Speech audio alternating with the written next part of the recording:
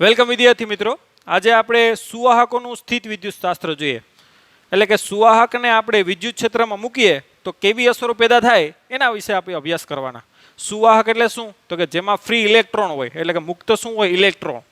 દાખલા કે લોખંડ છે, એલ્યુમિનિયમ છે, કોપર છે, આ બધા શું છે? ધાતુઓ જેમાં શું હોય છે? મુક્ત ઇલેક્ટ્રોન. તો ધાતુને આખા દાખલા કે કોઈ ટુકડો છે એને આપણે વિદ્યુત ક્ષેત્રમાં મૂકીએ તો કેવી અસરો પેદા થાય એને જ આપણે શું કહીશું? સુવાહકોનું સ્થિત વિદ્યુતશાસ્ત્ર. તો સમજીએ. આપણે એક વિદ્યુત ક્ષેત્ર લઈ લઈએ, સમાન વિદ્યુત ક્ષેત્ર લઈએ. ચાલો,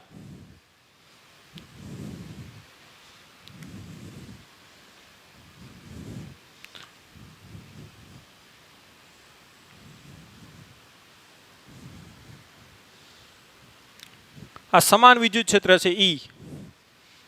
વિદ્યુત ક્ષેત્ર કઈ તરફ હોય? તો કે ધન વિદ્યુતભારમાંથી બહાર નીકળતું હોય અને ઋણ વિદ્યુતભારમાં દાખલ થતું હોય. ઓકે, તો આ વિદ્યુત ક્ષેત્રમાં એક સુવાહકનો શું લઈએ? ટુકડો. 3D માં વિચારજો. ચાલો, આ સુવાહક લઈ લઈએ આપણે.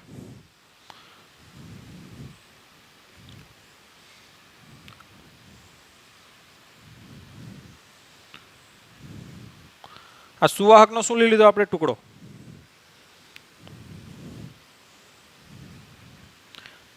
ધ્યાન આપજો, ઘન ટુકડો છે, બરાબર? અંદર પણ મટીરિયલ છે.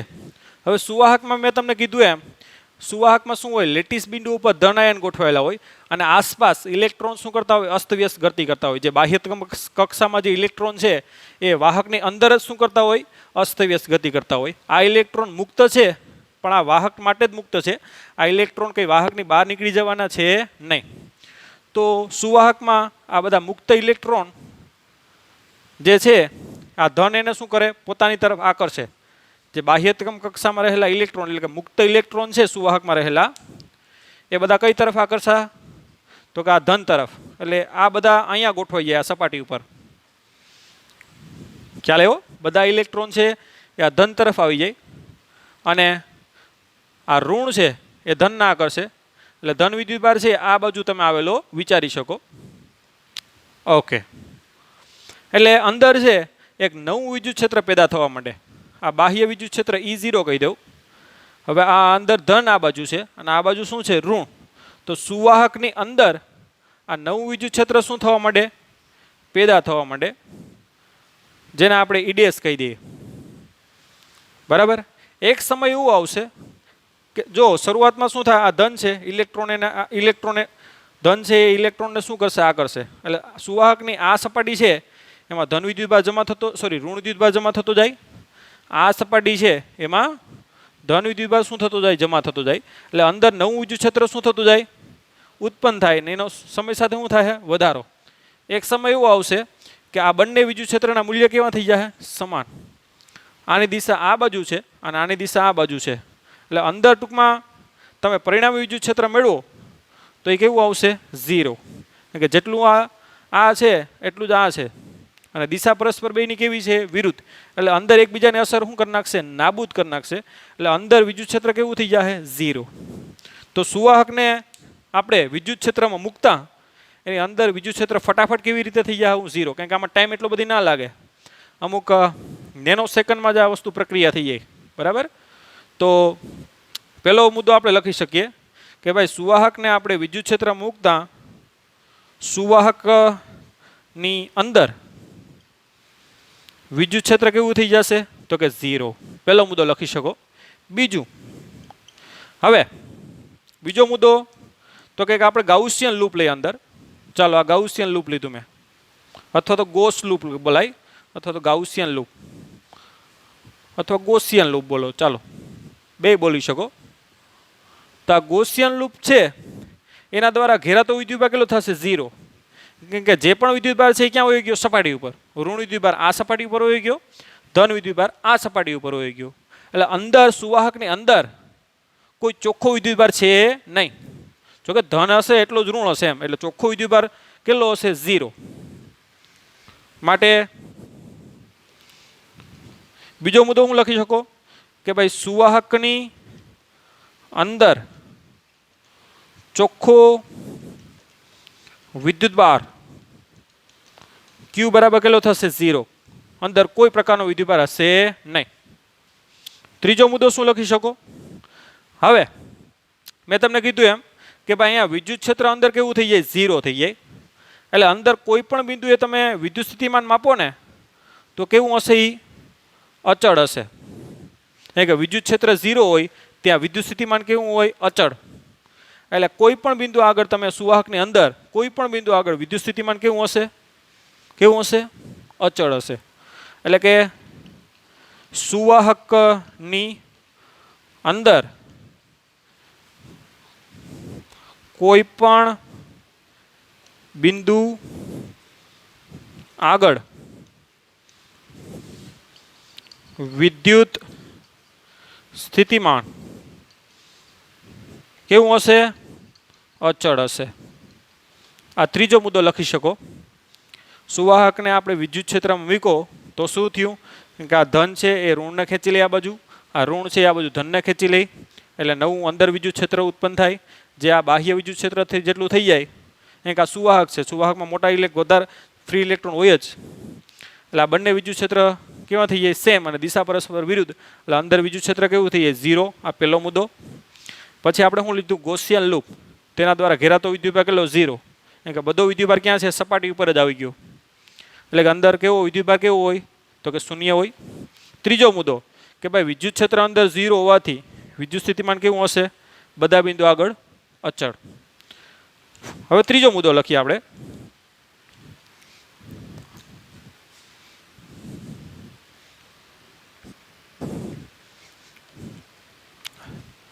કે સુવાહકની સપાટી પર પ્રેરિત થતો વિદ્યુતભાર, જે આ સપાટી ઉપર ઋણ વિદ્યુતભાર પ્રેરિત થાય અને આ સપાટી ઉપર ધન વિદ્યુતભાર પ્રેરિત થાય, તો સુવાહકની સપાટી ઉપર પ્રેરિત થતો વિદ્યુતભાર એ કેવો હોય છે? સ્થિર હોય છે. એ કેવો હોય છે? સ્થિર. એટલે આ વિદ્યુતભાર સ્થિર હશે. હવે પાંચમો મુદ્દો. હવે સ્થિર ક્યારે રહી શકે? આ ઋણ વિદ્યુતભાર આ બાજુ ધન વિદ્યુતભાર સ્થિર ક્યારે રહી શકે? તો કે કોઈ પણ કાર્ય થવું જોઈએ નહીં. દાખલા કે આ વિદ્યુત ક્ષેત્ર છે, બરાબર? આ વિદ્યુત ક્ષેત્રની વાત કરીએ તો દાખલે કે આપણે ખબર છે કે સુવાહકની સપાટી ઉપર દાખલે કે આ વિદ્યુતભાર માનો કે અહીંથી અહીંયા જાય તો એના માટે કાર્ય કેટલું થાય? તો આપણે ખબર છે W બરાબર QE ડોટ DR. એટલે કે QE DR cos θ, બરાબર? અને આ કાર્ય કેવું હોય? તો કે 0 હોવું જોઈએ. આ કાર્ય કેવું હોવું જોઈએ? 0. તો જ વિદ્યુતભાર કેવો રહી શકે? સ્થિર. જો કાર્ય 0 ન હોય તો વિદ્યુતભાર શું કરે? ગતિ કરે. આપણે આ પોઈન્ટ શું લખો? કે સપાટી ઉપર પ્રેરિત થતો વિદ્યુતભાર કેવું હોય? સ્થિર હોય. અને જો વિદ્યુતભાર સ્થિર હોય ને તો આ કાર્ય કેવું થવું જોઈએ? કેવું થવું જોઈએ? 0 થવું જોઈએ. એટલે કે E DR cos θ is equal to કેવું થવું જોઈએ? 0. આ Q લખો ચાલે. હવે મેં તમને આગળ કીધું એમ Q અહીં 0 નથી, કેમ કે વિદ્યુતભાર પ્રેરિત તો થાય જ છે. વિદ્યુત ક્ષેત્ર પણ 0 નથી, કેમ કે વિદ્યુત ક્ષેત્રમાં તો સુવાહક પડ્યો જ છે. અને DR સ્થાનાંતર પણ આપણે 0 નથી, તો શું 0 હોવું જોઈએ? cos θ કેવું હોવું જોઈએ? 0. એટલે કે θ કેટલો હોવું જોઈએ? 90. θ કોની વચ્ચેનો ખૂણો છે? E અને DR વચ્ચેનો. એનો મતલબ શું થાય? કે વિદ્યુત ક્ષેત્ર રેખાઓ છે ને આ સુવાહકમાં આમ એન્ટર ન થઈ શકે, આવી રીતે લંબરૂપે એને એન્ટર થવું પડે. કે આ DR અને આ E વચ્ચેનો ખૂણો કેટલો થવો જોઈએ? 90 થવો જોઈએ. ખ્યાલ આવે તમને? એટલે વિદ્યુત ક્ષેત્ર રેખા આમ એન્ટર ન થાય, કેમ કે તો આ વચ્ચેનો એંગલ 90 ન બને. એને કઈ રીતે એન્ટર થવું પડે? 90 ના ખૂણે આવી રીતે 90 નો ખૂણો બને એ રીતે એન્ટર થવું પડે. આ ક્ષેત્ર રેખાની વાત કરીએ ને, અહીં નજીક દોરીએ તો આમ એન્ટર થાય તો ન હાલે. તો આ ખૂણો જો આ સ્થાનાંતરનો DR અને આ વચ્ચેનો ખૂણો કેટલો બને? 90 કરતાં વધારે, બરાબર? તો એને કઈ રીતે એન્ટર થવું પડે? અહીંથી આ રીતે.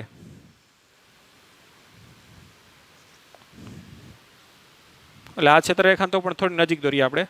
એટલે આ રીતે વિદ્યુત ક્ષેત્રરેખા દાખલ થાય અને આ રીતે આમાં જો આ વિદ્યુત ક્ષેત્ર ઈ અને આ ડીઆર વચ્ચેનો ખૂણો કેટલો છે? આ સ્પર્શક દોરો. વચ્ચેનો ખૂણો 90 છે નહીં, તો શું કરવું પડે? આને 90 ખૂણે બહાર કાઢવી પડે ક્ષેત્રરેખા. પછી અહીંથી આમ આવે આ ક્ષેત્રરેખા 90 ખૂણે દાખલ થઈ અને 90 ખૂણે શું નીકળશે? બહાર. આ રીતે પછી એની મૂળ દિશામાં આવી જાય પણ બહાર નીકળવું પડશે 90 ખૂણે. તો આ રીતે ક્ષેત્રરેખાઓ 90 ખૂણે દાખલ થશે અને 90 ખૂણે શું નીકળશે? બહાર નીકળશે. કેમ? તો કે તો જ વિદ્યુતભાર આ કેવો રહી શકે? સ્થિર રહી શકે. ખ્યાલ આવ્યો તમને? કે કાર્ય 0 એનો મતલબ કે ઈ અને ડીઆર વચ્ચેનો ખૂણો કેટલો? 90. એટલે ક્ષેત્રરેખા લંબરૂપે દાખલ થાય અને લંબરૂપે શું નીકળે? બહાર નીકળે. તો તમને આવી આકૃતિ આપી દઈ કે ભાઈ આ સુવાહક છે એ આ રીતે પડ્યો, તો આ આકૃતિ કેવી કહેવાય? ખોટી કહેવાય. કારણ કે આમાં લંબરૂપે દાખલ નથી થતી. અહીંથી લંબરૂપે શું થવું પડે? આને દાખલ થવું પડે આ રીતે. અને લંબરૂપે શું નીકળવું પડે? બહાર નીકળવું પડે. જામ તો જ આકૃતિ આ સાચી થાય. ખ્યાલ આવ્યો? એટલે એવા આકૃતિવાળા ક્વેશ્ચન પણ તમને આમાં JEE અને નીટમાં પૂછી શકે. બરાબર? તો પાંચમો મુદ્દો એ લખી શકો કે સુવાહકમાં વિદ્યુત ક્ષેત્ર રેખાઓ લંબરૂપે શું થાય? દાખલ થાય અને લંબ રૂપે શું નીકળે? લંબરૂપે જ બહાર નીકળે છે. જો આવું ના થાય તો ઈ અને ડીઆર વચ્ચેનો કોઈ ખૂણો બને અને ખૂણો બને તો શું થાય? કાર્ય થાય અને કાર્ય થાય તો શું થાય? આ વિદ્યુતભાર શું કરવા માંડે? ગતિ કરવા માંડે. તો આ મુદ્દો રોંગ પડે. વિદ્યુતભાર વાસ્તવમાં કેવો છે? સ્થિર. અને વિદ્યુતભાર સ્થિર રહેવા માટે કાર્ય કેવું હોવું જોઈએ? 0. અને કાર્ય 0 થાય તો ઈ અને ડીઆર વચ્ચેનો ખૂણો કેટલો હોવો જોઈએ? 90. અને ખૂણો 90 થવા માટે ક્ષેત્રરેખાઓ લંબરૂપે શું થવી જોઈએ? દાખલ થવી જોઈએ અને લંબરૂપે શું નીકળવી જોઈએ? બહાર નીકળ. તો આ પ્રકારની એક ચેન છે. તો સુવાહકને તમે વિદ્યુત ક્ષેત્રમાં મૂકતા આ 5 મુદ્દા વ્યવસ્થિત રીતે લખી નાખો તો આરામથી એ વસ્તુ સમજી શકાય. અને JEE નીટ લેવલે પણ તમે આરામથી આ ક્વેશ્ચનને આ રીતે સોલ્વ કરી શકો. ખાસ તમને મેં કીધું એમ આ લેવલના ક્વેશ્ચન પૂછે. આમાંથી આ ક્રોસ ના કર્યો કે અંદર વિદ્યુત ક્ષેત્ર કેવું થઈ જાય? 0. તો અંદર વિદ્યુત ક્ષેત્ર રેખા તમારે દોરવાની ના આવે. પછી ખ્યાલ આવ્યો? દોરી હોય તો એ રોંગ આકૃતિ કહેવાય. તો એ રીતે આકૃતિ લેવલના ક્વેશ્ચન આમાંથી પૂછાયેલા છે JEE નીટમાં. તો એ ખાસ તમારે ધ્યાનમાં રાખવું. હવે આપણે સુવાહક ઉપર વિદ્યુતભાર મૂકીએ અને કેવી અસરો પેદા થાય ને એ જોઈએ. આમાં શું કર્યું હતું કે વિદ્યુત ક્ષેત્રને ક્યાં મૂકો? તો સુવાહકમાં મૂકો. એટલે સુવાહકને ક્યાં મૂકો? વિદ્યુત ક્ષેત્રમાં મૂકો. હવે બીજા કેસમાં શું કરશું આપણે? સુવાહક ઉપર વિદ્યુતભાર મૂકશું તો કેવી અસરો થાય? આમાં શું કર્યું? વિદ્યુત ક્ષેત્રમાં શું મૂક્યું આપણે? સુવાહક. હવે સુવાહક ઉપર હું મૂકશું? વિદ્યુતભાર મૂકશું તો કેવી અસરો પેદા થાય ને એ જોશું. ઓકે. સુવાહક ઉપર વિદ્યુતભાર મૂકતા થતી અસરો. સુવાહક હોવું જોઈએ, અવાહક નહીં. કેવું? સુવાહક જેમાં ફ્રી ઇલેક્ટ્રોન હોય. દાખલા કે આ લોખંડનો ટુકડો લઈ લો, ગમે આકાર લઈ લો તો ચાલે.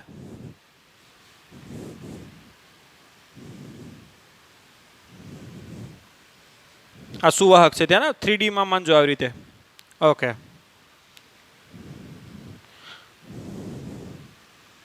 ઓકે. આ સુવાહક ઉપર શું કરતા જઈએ આપણે? ધન વિદ્યુતભાર મૂકતા જઈએ. હાલો આ મૂકતા જઈએ. ધ્યાન આપજો, 3D માં વિચારવાનું છે આ બધી વસ્તુ. તો જેવો ધન વિદ્યુતભાર તમે આ મૂકતા જાઓ ને તો આ વિદ્યુતભાર માત્ર સપાટી ઉપર જ રહી. અંદર કોઈ વિદ્યુતભાર જાહે નહીં. ભલે છે અંદર, આ ઘન જ છે. સુવાહક કેવો છે? ઘન જ છે. પણ જે પણ વિદ્યુતભાર તમે અહીંથી એડ કરશો ધન વિદ્યુતભાર એ માત્ર ક્યાં રહેશે? સપાટી ઉપર રહેશે. અંદર કોઈ પ્રકારનો વિદ્યુતભાર હશે નહીં. એટલે એ તમારે લખવાનું છે કે જેમ જેમ સુવાહક ઉપર વિદ્યુતભાર મૂકતા જાઓ તો એ વિદ્યુતભાર માત્ર ક્યાં જમા થતો જાહે? સુવાહકની સપાટી ઉપર. તો અંદર તમે આવી રીતે ગોસિયન શું લઈએ આપણે? ગોસિયન શું લઈએ? પૃષ્ઠ. કાલ્પનિક શું લઈએ? ગોસિયન પૃષ્ઠ અથવા તો ગાઉસિયન પૃષ્ઠ બોલી શકો. તો ગાઉસિયન પૃષ્ઠ વડે ઘેરાતો વિદ્યુતભાર કેવો થશે? 0. હવે અંદર વિદ્યુતભાર 0 હોય એટલે વિદ્યુતભાર 0 હોય એટલે વિદ્યુત ક્ષેત્ર પણ કેવું હશે? અંદર 0. અને વિદ્યુત સ્થિતિમાન કેવું હશે? કેવું હશે? અચળ. ખ્યાલ આવ્યો? તો આ બધા મુદ્દા પાછા લખવાના નથી, એને એ મુદ્દા આવશે કે ભાઈ સુવાહકની અંદર વિદ્યુત ક્ષેત્ર કેવું હશે? 0. સુવાહકની અંદર ચોખ્ખો વિદ્યુતભાર પણ કેવો હશે? 0. હવે વિદ્યુત ક્ષેત્ર 0 હોવાથી અંદર વિદ્યુત સ્થિતિમાન કેવું હશે? જે પણ સપાટી ઉપર હશે એટલું જ ક્યાં હશે? અંદર. બધા બિંદુ એ કેવું હશે? સેમ. અને એ કેવું હશે? અચળ. એટલે ત્રીજો મુદ્દો પણ સેમ. ચોથો મુદ્દો પણ સેમ કે સુવાહકની સપાટી ઉપર જે આ વિદ્યુતભાર હશે એ કેવો હશે? કેવો હશે? સ્થિર હશે. સુવાહકની સપાટી ઉપર પ્રેરિત થતો વિદ્યુતભાર, પ્રેરિત થતો નથી લખવાનું, અહીંયા શું લખવાનું છે કે સુવાહકની સપાટી ઉપર રહેલો વિદ્યુતભાર. કારણ કે આપણે અહીંયા વિદ્યુતભાર મૂકો ને, પ્રેરિત નથી થયો. સુવાહક પર રહેલો વિદ્યુતભાર કેવો હશે? સ્થિર હશે. હવે સ્થિર હોય તો વિદ્યુતભાર ગતિ ન કરવો જોઈએ. ગતિ ન કરવો જોઈએ તો કાર્ય કેવું થવું જોઈએ? 0. કાર્ય બરાબર ખબર છે? QE.dr એટલે EDR cos θ. તો અહીંયા સેમ થીટા કેટલો હોવો જોઈએ? 90. 90 એટલે કોની વચ્ચેનો? કેમ કે બહાર વિદ્યુત ક્ષેત્ર તો હશે જ. તો બહાર વિદ્યુત ક્ષેત્ર કઈ રીતે દોરવું પડે? તો કે આ DR અને E વચ્ચેનો ખૂણો કેટલો હોવો જોઈએ? 90 હોવો જોઈએ. એટલે ક્ષેત્રરેખા આમ દોરો તો ના હાલે. તો આ DR અને વચ્ચે 90 છે? નહીં. તો ક્ષેત્રરેખા કેમ દોરવી પડે? આ સપાટીને લંબ રૂપે. ધનમાંથી ક્ષેત્રરેખા બહાર નીકળતી હોય, જો અહીંથી લંબ રૂપે ક્ષેત્રરેખા કાઢવી પડે તો જ E અને DR વચ્ચેનો ખૂણો કેટલો થાય? 90. અને 90 થાય તો જ કાર્ય 0 થાય. અને કાર્ય 0 થાય તો જ આ ધન વિદ્યુતભાર કેવો રહે? સ્થિર રહે. એટલે ક્ષેત્રરેખા આવી રીતે લંબ રૂપે જો આમ દોરવાનું થાય. ખાસ જો આમ દોરી હોય તો ખોટી કહેવાય, આમ દોરી હોય તો ખોટી કહેવાય ક્ષેત્રરેખા. અહીંથી લંબ રૂપે હોવી જોઈએ.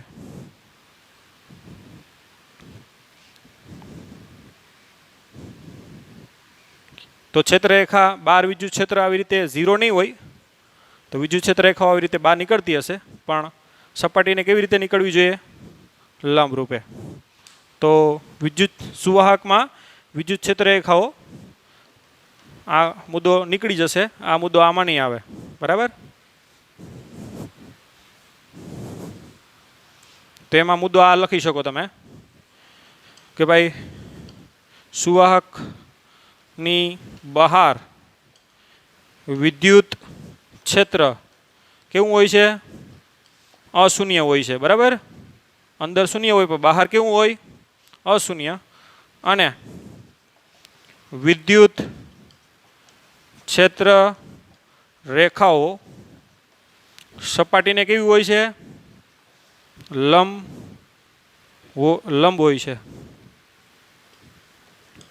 ધન વિદ્યુતભાર હોય તો સપાટીને લંબ રૂપે બહાર નીકળે. ઋણ વિદ્યુતભાર સપાટી પર હોય તો લંબ રૂપે શું થાય? દાખલ થાય. બરાબર? તો એ કોઈ ઇસ્યુ નથી આપણા માટે. તો આ રીતે સુવાહકને વિદ્યુત ક્ષેત્ર મૂકતા જે મુદ્દા હતા એ જ આ મુદ્દો ફોલો થાય. એક મુદ્દો આ બદલે. બરાબર? અને સુવાહક ઉપર વિદ્યુતભાર મૂકો તો સપાટી ઉપર રહી તો આ બધી વસ્તુ અંદર વિદ્યુતભાર 0 હોય, વિદ્યુત ક્ષેત્ર 0 હોય, વિદ્યુત સ્થિતિમાન અચળ હોય. બરાબર?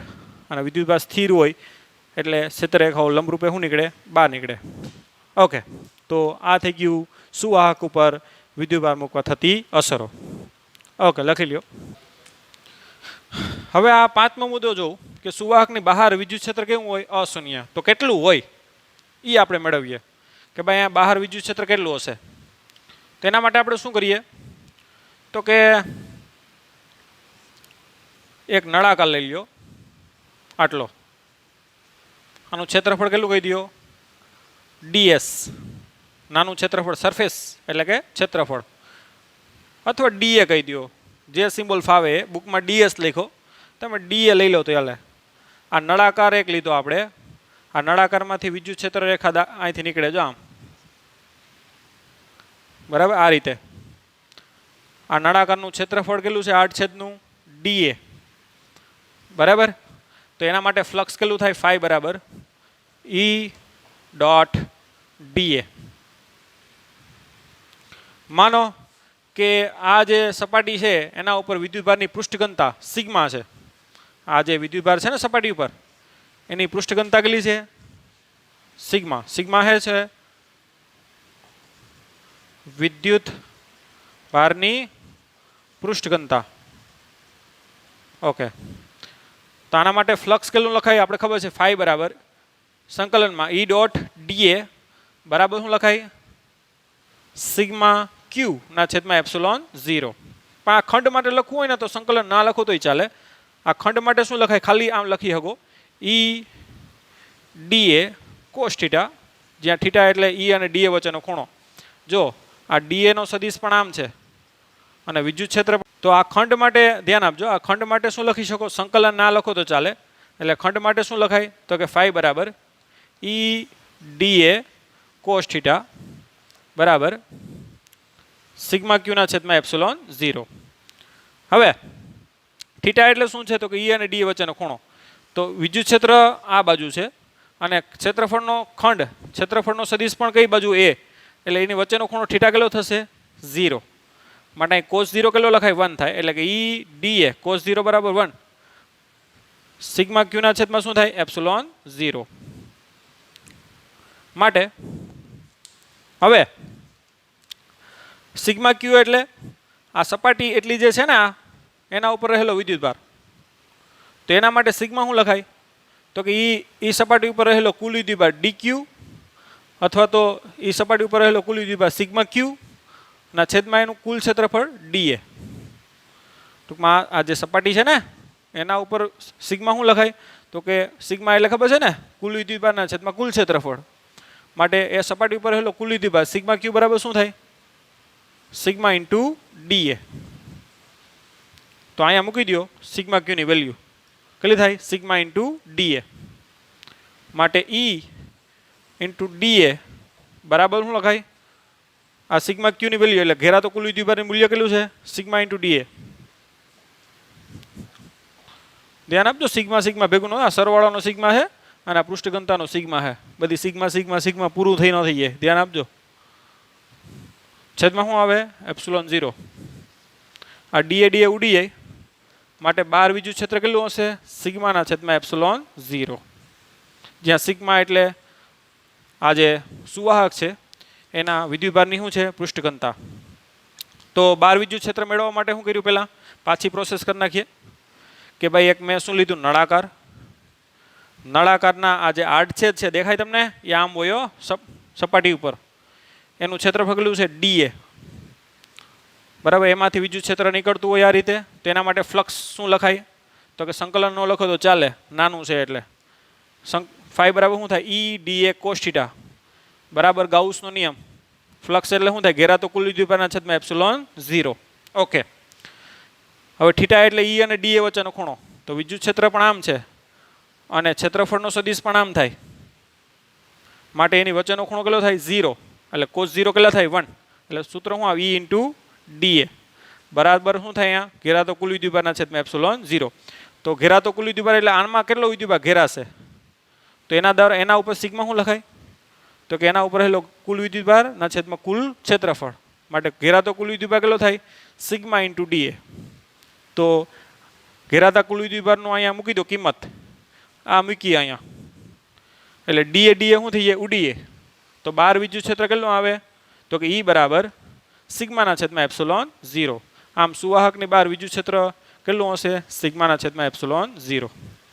તો અલગ અલગ દાખલામાં એ આપણે કામ લાગે અને બેઝિક એમસીક્યુ એના ઉપરથી પૂછાઈ શકે. તો હવે એક લાસ્ટ મુદ્દો બાકી છે આ લખી લો વ્યવસ્થિત એટલે લાસ્ટ મુદ્દો લઈ લઈએ. હવે આપણે બખોલવાળા સુવાહકને વિદ્યુત ક્ષેત્ર મૂકીએ તો કેવી અસર પેદા થાય એ જોઈએ. આ ચેપ્ટર આ પીરિયડ છે એની શરૂઆતમાં આપણે જે સુવાહક મૂક્યો હતો ને વિદ્યુત ક્ષેત્રમાં એ કેવો હતો ઘન સુવાહક હતો. અંદર બખોલ નહોતી. બખોલવાળો એટલે કે પોલો એમ. તો આ વિદ્યુત ક્ષેત્ર પહેલાં લઈ લઈએ આપણે. બહુ આઈએમપી આ પોઈન્ટ છે કેમ કે એપ્લિકેશન બેઝ છે આની રિયલ લાઈફમાં એપ્લિકેશનો પણ છે.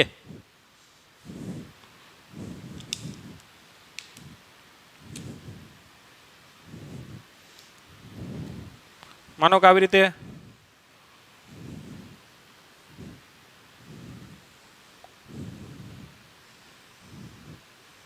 આ બખોલવાળો સુવાહક છે, ધ્યાન આપજો. ખ્યાલ આવ્યો? પોલો અહીંયા કંઈ છે નહીં, આમ 3D માં છે પણ પોલો છે એમ, લાઈક અ વોલીબોલ. તો બખોલવાળો સુવાહક છે આ. હવે વિદ્યુત ક્ષેત્ર કઈ તરફ હોય? ભાઈ ધ્યાન અહીંયા આપજો, ભાઈ ધ્યાન અહીંયા આપો. આ બખોલવાળો શું છે? સુવાહક.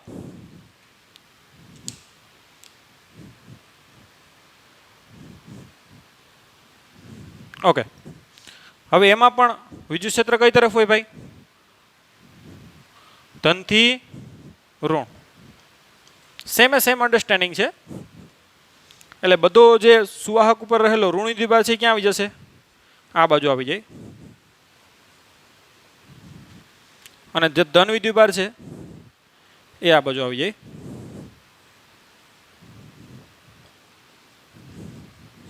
એટલે આ બાહ્ય વિદ્યુત ક્ષેત્ર છે E0 કહી દો.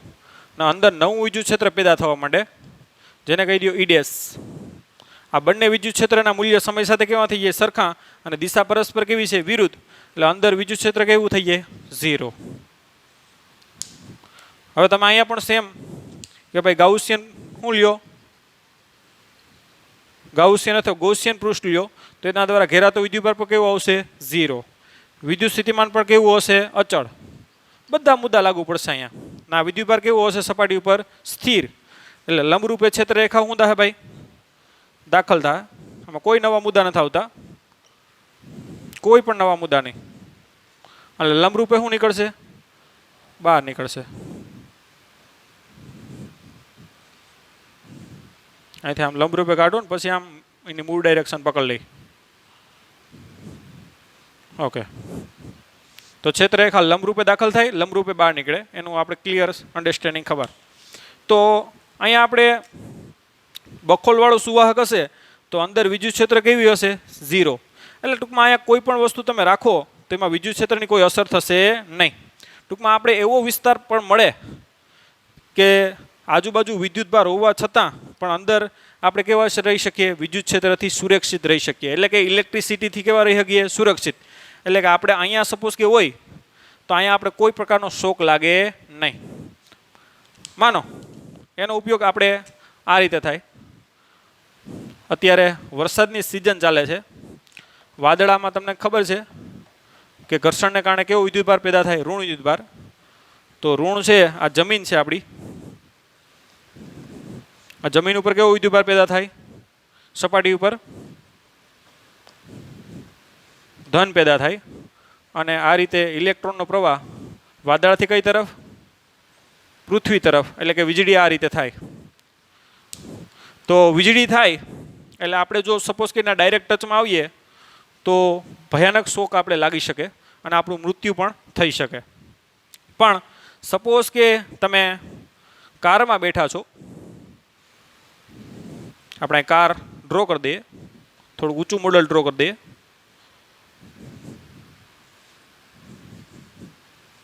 ઓકે, તો કારની બોડી છે એ કેવી હોય? સુવાહક હોય. એટલે કે ધાતુની હોય, લોખંડની હોય. એટલે સુવાહક. તો આ બખોલવાળો સુવાહક વિદ્યુત ક્ષેત્રમાં થઈ ગયો. કેમ કે વિદ્યુત ક્ષેત્ર કઈ તરફ હોય? ધનથી ઋણ. તો કારની આ જે સપાટી છે નીચેની એમાં ઋણ આવી જાય આ ધનને કારણે, અને આ ઋણને કારણે ઉપરની સપાટી ઉપર કેવું આવી જાય? કેવું આવી જાય? ધન આવી જાય. એટલે કારની અંદર નવું વિદ્યુત ક્ષેત્ર પેદા થવા માટે કઈ તરફ હશે? એ ધનથી ઋણ. આનું વિદ્યુત ક્ષેત્ર કઈ તરફ હશે? નીચેના ધનથી ઋણ. ખબર પડી તમને? બાહ્ય વિદ્યુત ક્ષેત્ર કેમ હશે? ઉપર તરફ હશે ને, ધનથી ઋણ. અંદરનું વિદ્યુત ક્ષેત્ર ઉપરથી નીચે. એટલે અંદર પરિણામ વિદ્યુત ક્ષેત્ર કેવું થઈ જશે? આ રીતે 0. એટલે જો આ રીતે વરસાદની સિઝનમાં વીજળી થતી હોય અને તમે કારની અંદર બેઠા હોય તો કારની અંદર એક પ્રકારનું વીજળી તમને કોઈ અસર નહીં થાય, કેમ કે અંદર તમે શું આવી ગયા? બખોલવાળા સુવાહકમાં આવી ગયા કહેવાય. અને ત્યાં વિદ્યુત ક્ષેત્ર તમારું કેવું હશે? 0 હશે. વિદ્યુતભાર પણ 0 હશે. તો આ રીતે તમને કોઈ પ્રકારનો શોક લાગશે નહીં. તો આ જે ઘટના છે ને એ ઘટનાને આપણે શું કહીએ? વિદ્યુત ક્ષેત્રથી આપણે બચ્યા ને, એટલે કવચ મળ્યું ને આપણે માટે, એને આપણે શું કહીએ? Electrostatic shielding.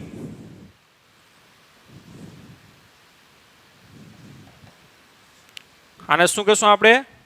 આ જે ઘટના છે ને એને શું કહેવાય? Electrostatic shielding. કે ભાઈ સુવાહક બખોલવાળા સુવાહકને તમે વિદ્યુત ક્ષેત્રમાં મૂકો તો બખોલની અંદર વિદ્યુત ક્ષેત્ર કેવું હશે? 0, અને કોઈ વિદ્યુત ક્ષેત્રની અસર થશે નહીં. એટલે વિદ્યુત ક્ષેત્રથી આપણે શું થઈ ગયા? કવચ થઈ ગયા, એટલે કે શિલ્ડ થઈ ગયા. તો આ ઘટનાને શું કહેશું આપણે? Electrostatic shielding. બરાબર. તો આ રીતે એ આપણો એપ્લિકેશન બેઝ પણ છે. આ ઉપરાંત તમારે જે ટીવીના કેબલ આવે છે, ટીવીના કેબલ, તો ટીવીના જે કેબલ આવે એ બ્લેક રંગના તમે જોયા હશે. એના ઉપર આવી રીતે લોખંડની જારી હોય છે અને એમાંથી એક મેન વાયર જતો હોય આવી રીતે. એના ઉપર શું હોય? ધાતુની જારી, કોઈ પણ લોખંડ હોય કે એલ્યુમિનિયમ હોય કે કોપર હોય કે કોઈ પણ જારી, અને અંદરથી જે મેન વાયર, જે આ સિગ્નલ હોય ને એ વચ્ચેથી આમ જતું હોય. એના ઉપર શું હોય? જારીનું કવચ હોય. એટલે આ રીતનું સુવાહકવાળા બખોલમાંથી આ તાર પાસ થાય. એટલે બાહ્ય કોઈ પ્રકારના વિદ્યુત ક્ષેત્ર અથવા તો કોઈ પણ પ્રકારની અસર હોય ને એને કારણે અંદર વિદ્યુત ક્ષેત્ર કેવું હશે? 0. એટલે આપણું જે મેન સિગ્નલ છે ને એ ડિસ્ટર્બ થશે નહીં. બાકી આપણી ટીવી છે એમાં ઝરમરી આવે, જો આ કેબલ ન વાપરો ને તો. આપણે ક્લિયર ચિત્ર જોઈએ છે ને એનું કારણ શું છે? Electrostatic shielding. કારણ કે બહાર તો ઘણા પ્રકારના સિગ્નલ આવતા જ હોય, radio signal, AM signal, microwave signal, મોબાઈલના સિગ્નલ. એ આને શું કરી શકે? ડિસ્ટર્બ કરી શકે આપણા સિગ્નલને. બરાબર. આજે તમે કેબલ હોય તો તમારા બધાના ઘરે કેબલ હશે જ ટીવીનો, કે તમે કાપી અને જોજો અહીં લોખંડની જારી આવશે આવી, અને જારીની અંદર આ હશે. તો એ વિદ્યુત ક્ષેત્રથી કેવો અલગ કરી નાખ્યો એમ, કે એને કારણે અંદર વિદ્યુત ક્ષેત્ર આ રીતે કેવું થઈ જાય? 0 થઈ જાય. અને બાહ્ય વિદ્યુત ક્ષેત્ર કોઈ ડિસ્ટર્બ ના કરે એટલે આપણું સિગ્નલ છે ટીવીનું એ ડિસ્ટર્બ થાય નહીં. અને ડિસ્ટર્બ ના થાય તો તમે સ્પષ્ટ ચેનલ જોઈ શકો. બરાબર. તો ફિઝિક્સ ત્યાં કામ કરે છે. Physics is working there. બરાબર. તો આ પ્રકારનું અહીંયા પણ એપ્લિકેશન છે, અહીંયા પણ એપ્લિકેશન છે, હજી લોટ ઓફ એપ્લિકેશન છે હાલ ઇલેક્ટ્રોસ્ટેટિક શિલ્ડિંગની. તો આ રીતે આ ટોપિકને આરામથી સમજી શકીએ. હજી એક આપણે ટોપિક આમાં નાખીએ.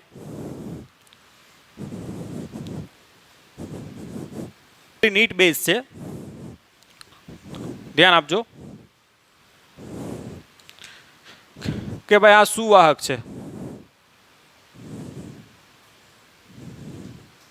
બખોલવાળો શું છે? સુવાહક. એના ઉપર વિદ્યુત ભાર મૂકીએ. ચાલો આપણે અંદરના વિદ્યુત ભારને લઈ જઈએ. ક્યાં?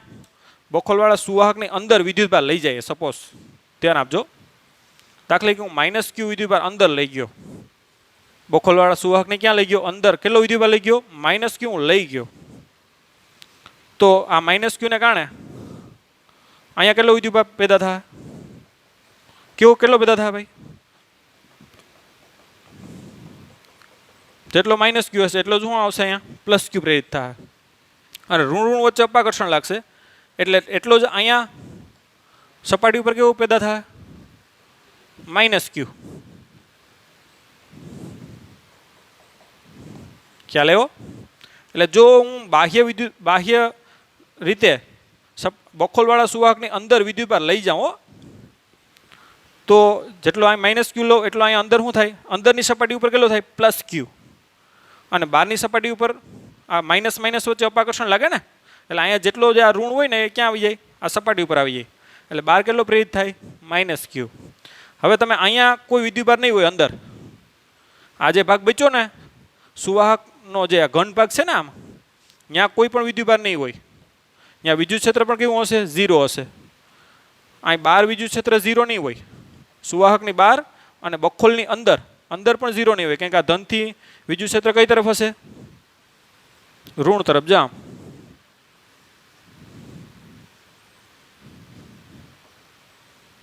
એટલે બખોલની અંદર પણ વિદ્યુત ક્ષેત્ર 0 નહીં હોય, બહાર પણ 0 નહીં હોય, પણ સપાટી ઉપર કેટલું હશે? 0 હશે. બરાબર. તો આ છે એ ઘણી વખત JEE અને નીટમાં કોન્સેપ્ટ આધારિત ક્વેશ્ચન પૂછાઈ જ ગયા છે. બરાબર. અને આ વિદ્યુતભાર સ્થિર હોય એટલે ક્ષેત્રરેખા આ રીતે લંબરૂપે જ નીકળે. કઈ રીતે? લંબરૂપે. જો કઈ રીતે, બીજું એક્ઝામ્પલ આપી દઉં.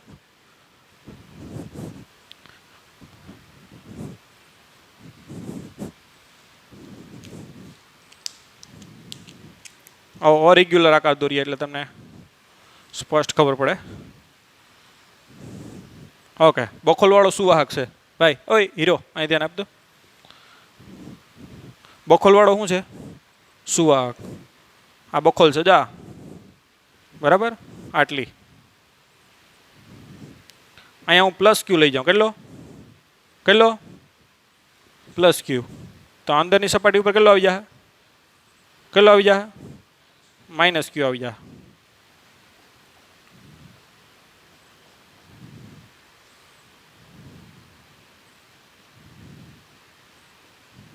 આ ધન વચ્ચે અપાકર્ષણ લાગશે એટલે સપાટી ઉપર કેટલો વહી જાય?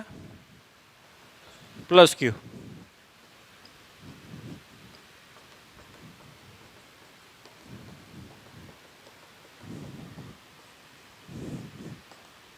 બરાબર. હવે આ વિદ્યુતભાર સ્થિર રહે એટલે અંદર અહીંયા વિદ્યુત ક્ષેત્ર 0 નહીં હોય. અહીંયા પણ વિદ્યુત ક્ષેત્ર બહાર પણ 0 હશે નહીં. પણ અહીંયા અંદર વિદ્યુતભાર 0 છે એટલે વિદ્યુત ક્ષેત્ર પણ કેવું હશે? 0. આ સપાટીમાં આટલા વિસ્તારમાં. રેડી? હવે અહીંયા વિદ્યુત ક્ષેત્ર રેખા દોરવી હોય તો આ વિદ્યુતભાર કેવો છે? સ્થિર. ધનમાંથી ક્ષેત્ર બહાર નીકળે ને, ધનમાંથી ક્ષેત્ર રેખા શું નીકળે? બહાર, અને ઋણમાં દાખલ થાય. તો આવી રીતે લંબ રૂપે દાખલ થાય એમ દોરવું પડે. જા